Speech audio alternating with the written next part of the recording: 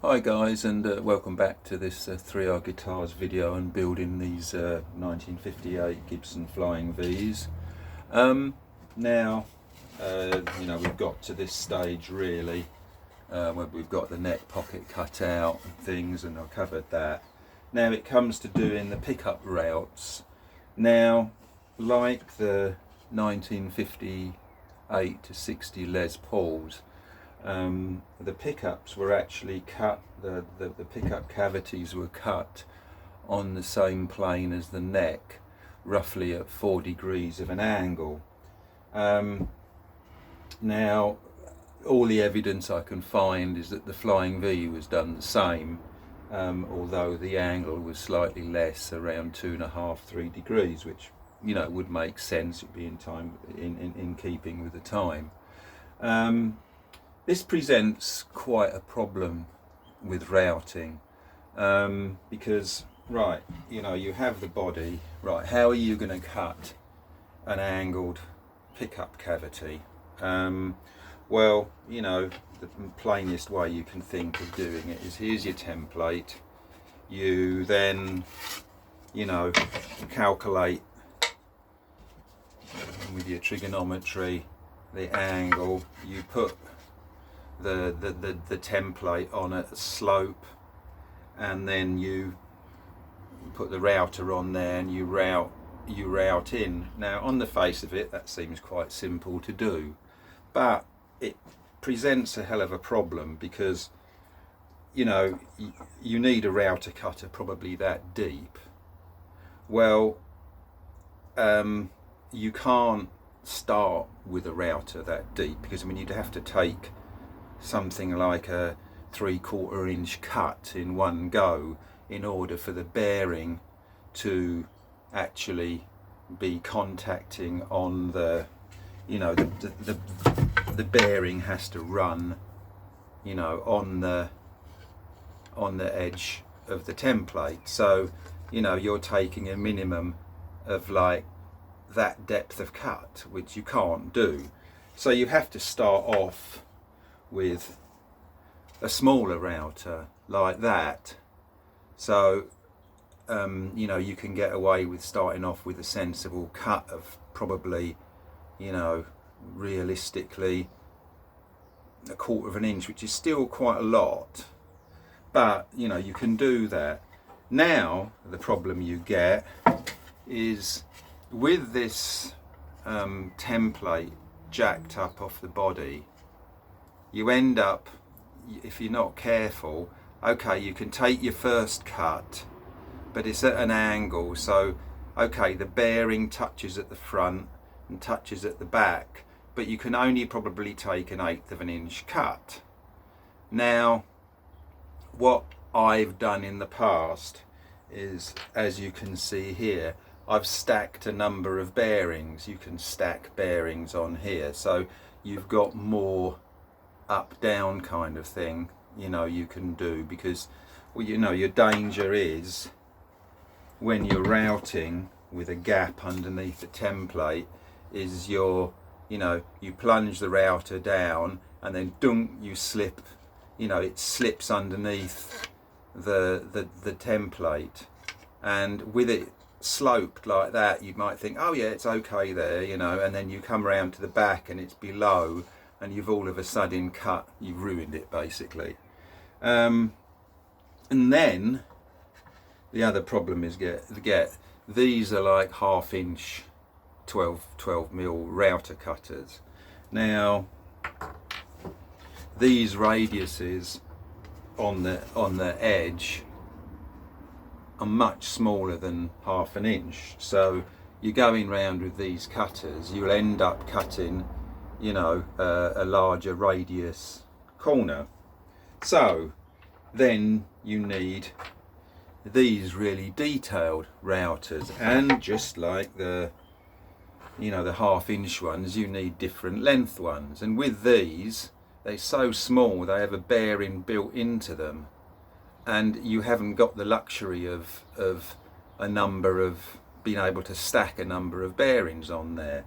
So it gets a bit bodgy, okay, you know, now you can cut the corners with these smaller radius ones, but it's still a problem. And where you have the foot of the pickup going, it's even deeper.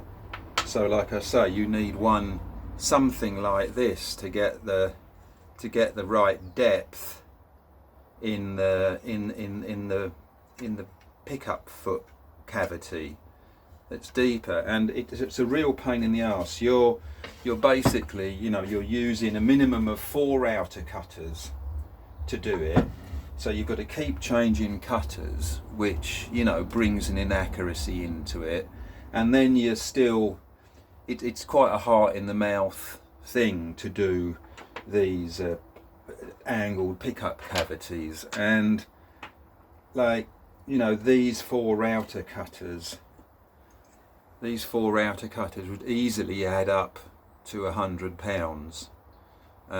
You know, any bearing guided cutter of any reasonable quality is 25 quid. You know, these are trend ones, I don't know what this one is, but you know, if you buy cheaper ones, I mean, I've bought one with a bearing on the bottom that I needed.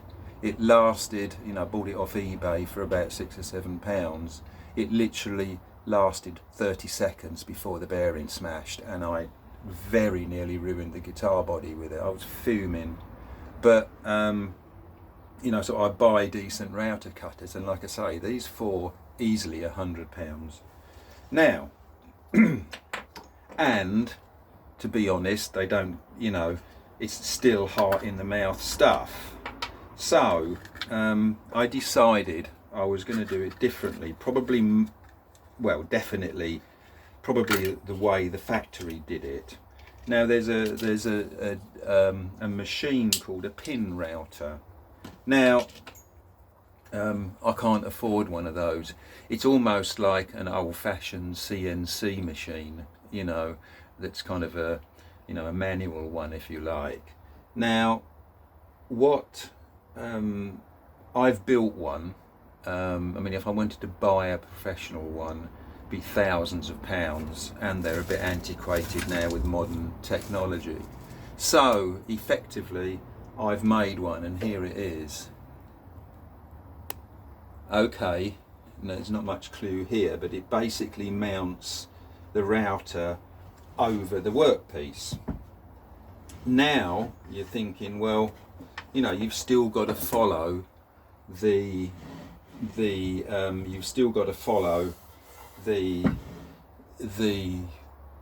with a bearing. You know, you put the template on the wood, you've still got to follow with a bearing, but no, you don't, and let me explain why.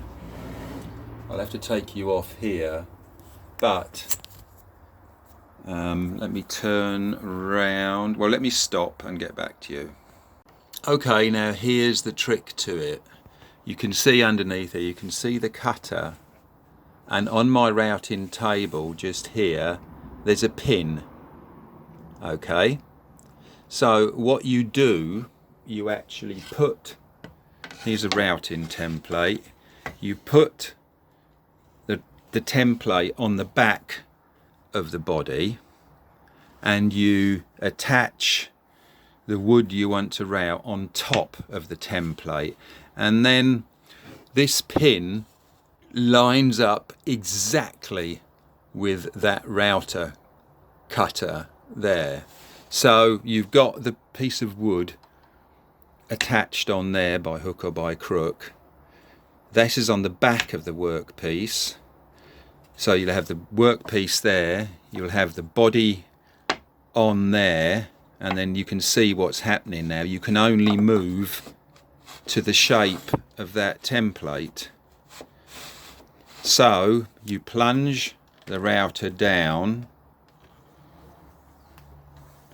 and then you cut the hole, and you can only move it round that template. So this effectively gives you quite a lot of advantages, in the sense that your template's on the back, so you're not going to damage your template, and you only need one very cheap rudimentary router cutter. This is just a 1/4 inch 6.3mm plain router cutter, like at the most 10 quid instead of 100. So you're saving your templates, you're not getting them in danger of being hacked, you've got cheap router bits, and you don't have to change any router cutters, at least I don't think so.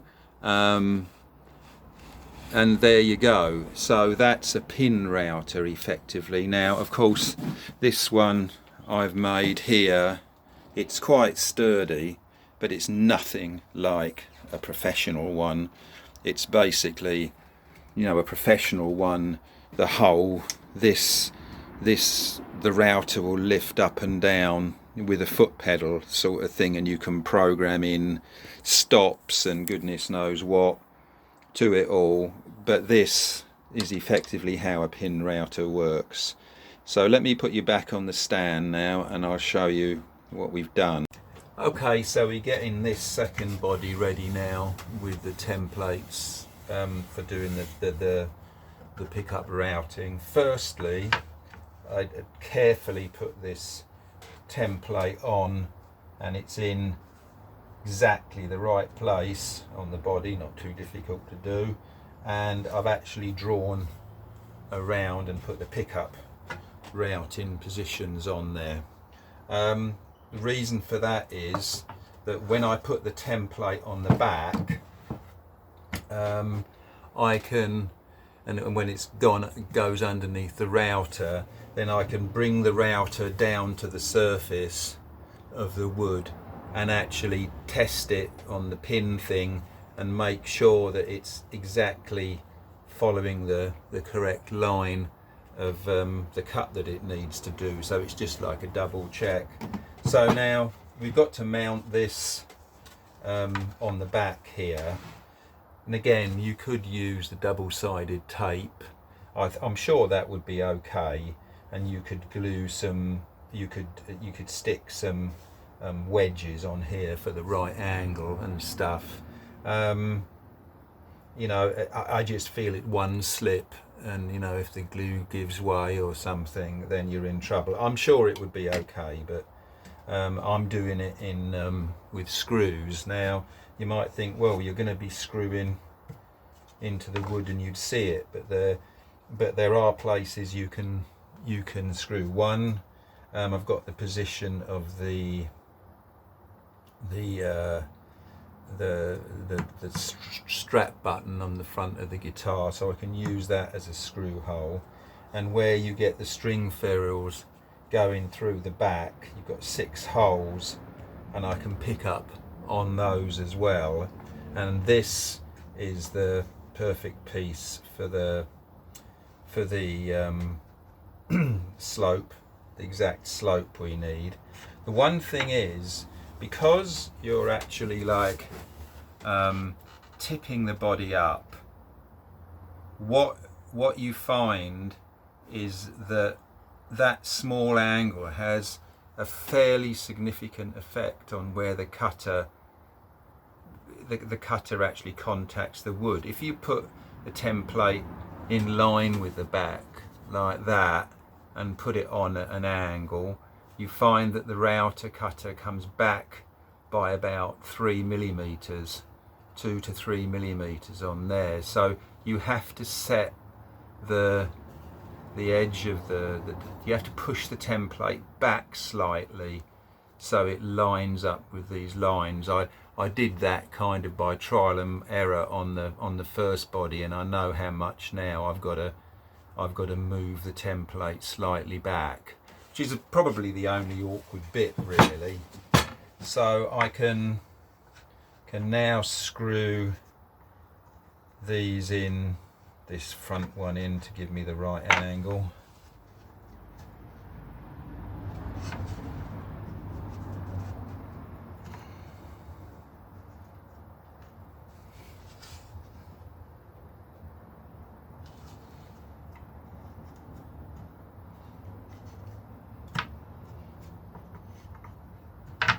One thing, you obviously need these screw holes countersunk because you want it to run smooth on the router table. You don't want any screws catching. So we've got that now, and you can line up, you know, you've got to make sure this template is absolutely perfect, and that's why I did the drew on the top, because when I try it on the pin router, we can be careful there. So I think I'm right here, just feeling the edge of the template, and where I'm drilling through into here now, there's actually 8 holes, but the outer ones of the triangle are for the pins that go in the top. You just make sure you do one of the string holes and not one of the other ones. So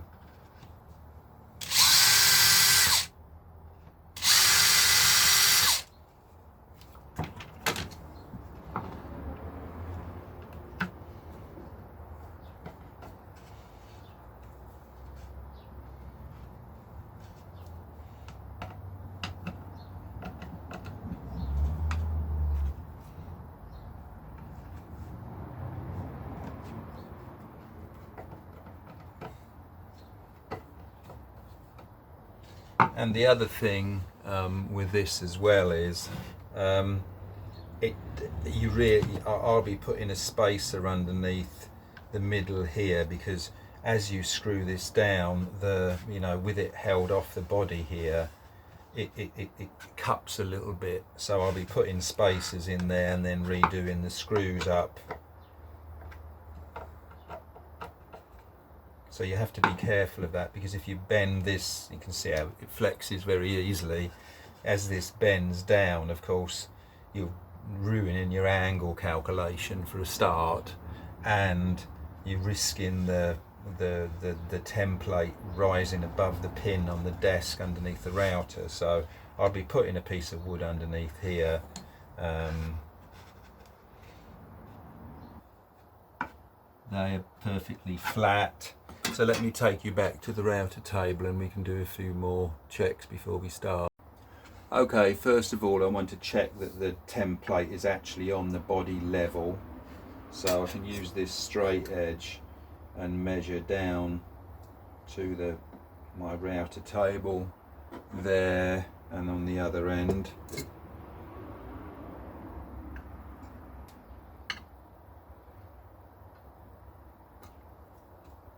We're actually about 1 millimeter out, but I'm happy with that. Now the next thing we want to do is, let's see, with these pencil lines where we want the pickups routed, let's put it underneath the router. Now with router cutters, you're kneeling down here, bring it down.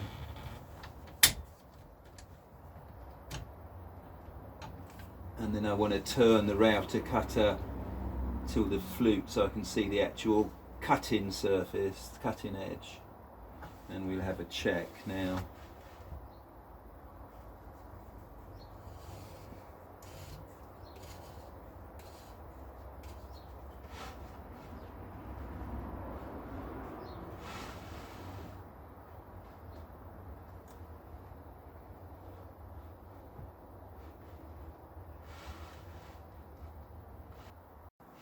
Okay, after a fair amount of fiddling, I've actually got the template all lined up now, and it's on the peg.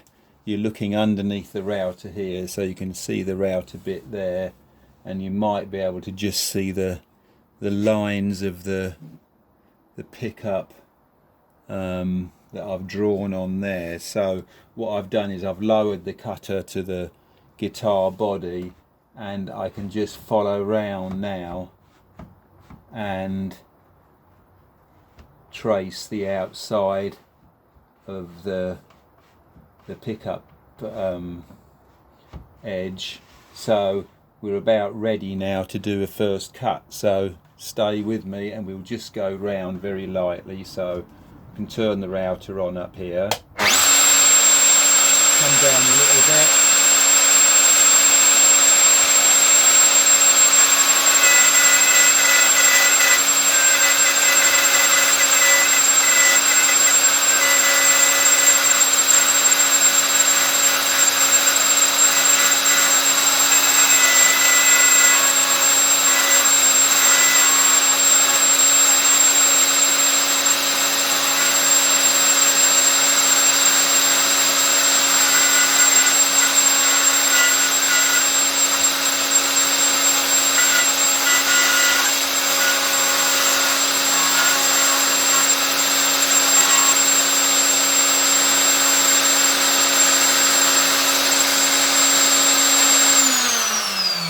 Okay, let me put you back up now on top here.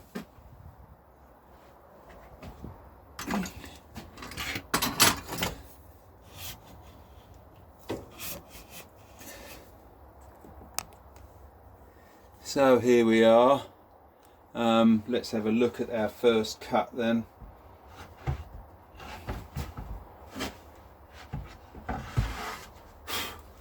So there's the start of our router cut there, sort of thing, for the pickup, and I think you can see that we're pretty good there, so we can carry on just going down and down now.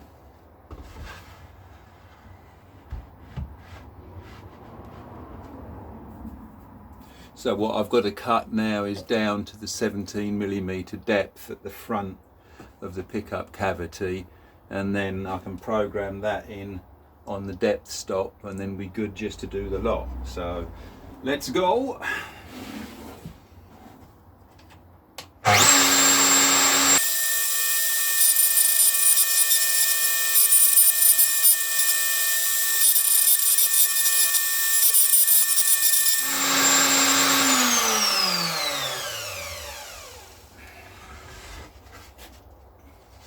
So here we are so far now. We've gone down about 4 or 5 millimeters, all going well.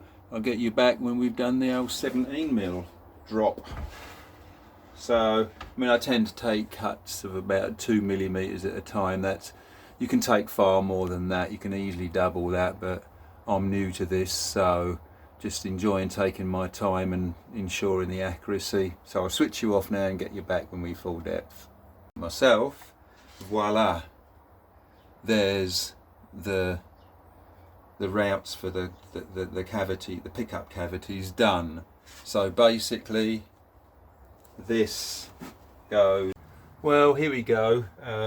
Finished our pin routing, and I am absolutely over the moon. I'm stunned at the results. I mean, this was the final template we used with these pop out pieces to do the legs for the pickups, and here's the results, and I think they look absolutely factory. Those do. I'm thrilled with those. They're perfect angle, perfect everything, dead center.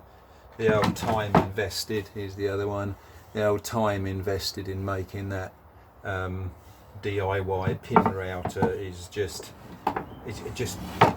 I just feel as though I'm doing it properly. I mean, it was how the factory did it, but obviously on a commercial machine. But I'm absolutely delighted with that. That's unbelievable. I mean, it's a real thrill for me to get those right.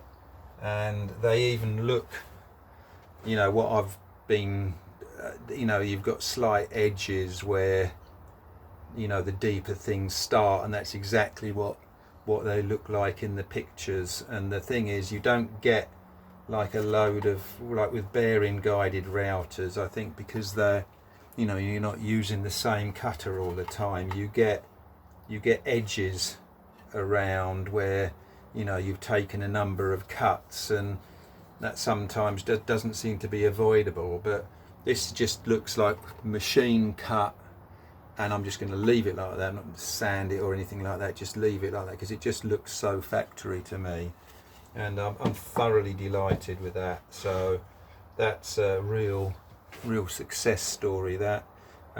Next, I think what we've got to do is route the control cavity sort of thing. The one thing you do have to be, I mean, look at the accuracy of that. This template is like just perfect on the body, and you look through at the pickup holes, and they just absolutely dead right. It's quite a thrill. Now the other thing is, when you do that pin routing, one thing I've found, I mean, I'm speaking now from first-hand experience, you've got to kind of think backwards. You know, the pickup cavities like slope that way, so you've got to jack the front of the the instrument up, because you're cutting it from the back, if you like, the other way around. So don't go jacking up the back, otherwise the pickup things will be sloping the wrong way. You've got to kind of think a little bit backwards. Equally, say you were cutting the control cavity here, don't sort of get the thing, put it on the back and think, oh, there we go, there's the control cavity, ding ding ding ding, and you think, shit, I've cut it in the wrong wing, So, what I always do is, well, what I've been doing is, right, put this on here, where we go in with it, draw a line round here where you want it.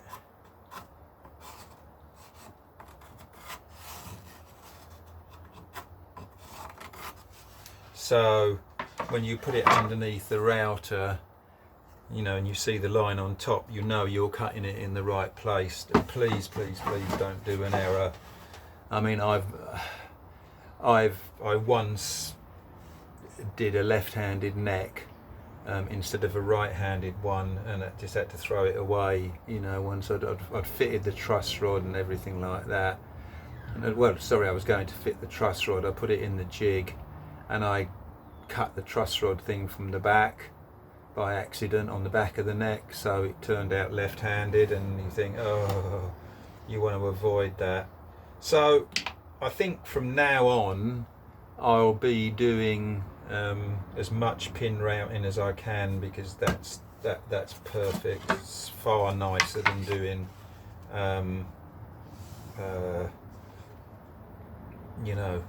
bearing guided stuff.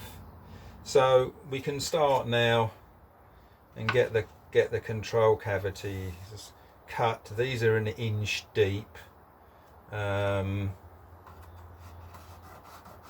this is going to be much simpler. There's no slope on these, so it's just going to be a case of screwing that on the back dead right there. Well, I say we can't really go wrong, but hopefully we can't, and then we'll be all good. And what I'll do, it's a bit of a shame because we haven't got the extension on the front of this.